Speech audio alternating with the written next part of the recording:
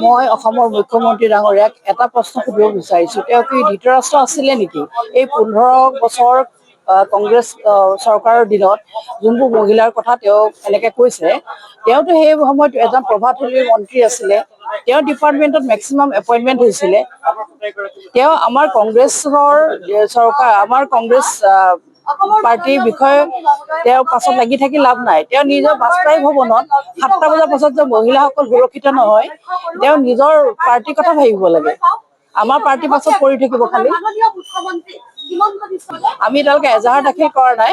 যোৱাকালি আমাৰ national commission of women তালৈ এখন মেইল যোগে আমাৰ মীৰা বৰঠাকুৰ বাইদেউ সভানেত্ৰীয়ে এখন এনকুৱাৰী আৰু ব্যৱস্থা ল'বলৈ এখন পত্ৰ দিছে।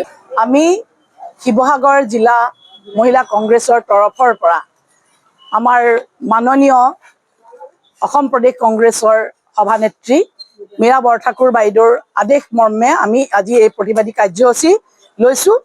আমি প্ৰতিবাদী কাৰ্যসূচী লৈছোঁ আমাৰ অসমৰ মুখ্যমন্ত্ৰী হিমন্ত বিশ্ব শৰ্মাৰ ডাঙৰীয়াৰ বিপক্ষে।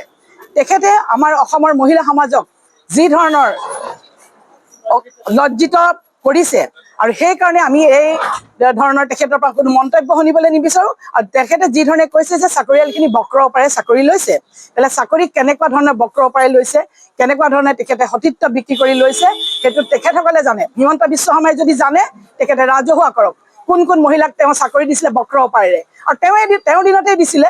আৰু যদি কংগ্ৰেছত সেই সময়ত তেখেত আছিলে, আৰু তেখেতে যদি জানে যে কোনখিনি মহিলাই বক্ৰ অপাৰে চাকৰি লৈছে, তেখেতে ফাদিল কৰক। আৰু আমি তেখেতৰ এই কথাৰ আমি গৰিহণা দিছোঁ। অতি ঘৃণনীয়ভাৱে আমি তেখেতক ঘৃণা কৰিছোঁ। আজি অসমৰ মহিলাৰ বাবে অতি ঘৃণনীয় কথা যে বক্ৰ অপাৰে চাকৰি লোৱা মহিলাসকলক তেখেতে উদঙাই দিয়ক, যিসকল মহিলাই লৈছে। আৰু আমি তেখেতক আজি আমাৰ অসম প্ৰদেশ মহিলা কংগ্ৰেছৰ নিৰ্দেশ মৰ্মে আমি যি শিৱসাগৰ জিলা মহিলা কংগ্ৰেছে এই প্ৰতিবাদী কাৰ্যসূচী লৈছোঁ, আৰু তেখেতক আমি অতিকৈ গৰিহণা দিছোঁ।